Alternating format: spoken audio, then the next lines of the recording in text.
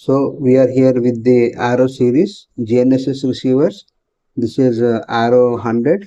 This is a submeter accuracy GNSS receiver, and in the box you have a GNSS receiver, and then we have the cables for connecting the antenna and the GNSS receiver. So these should be very carefully handled, and then we get the charger to charge the battery. The battery is a lithium-ion battery pack. It can be replaced, and then you have the converters for charging the battery for different locations. And after that we have the clamp, which can be used to hold the pole and the GNSS receiver on a particular point. So this pressing the GNSS receiver goes into the hole, and then the clamp is fixed to the pole.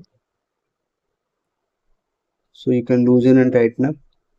And after this we have some more connectors, and then this contains a cable, USB cable, which will be used for data transferring and upgrading the GNSS receiver.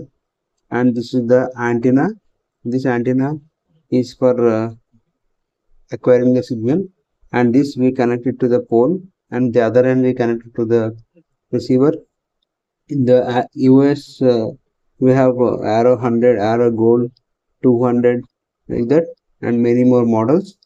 So based on your requirement you can choose the model, and Arrow 100 is the basic model, and this is the extension pole, which is foldable, so it is easy to carry and is made up of carbon material. So they are light in weight and also strong. So when it comes to the pole, you have a pole with threads joining, so you don't miss any of the pole.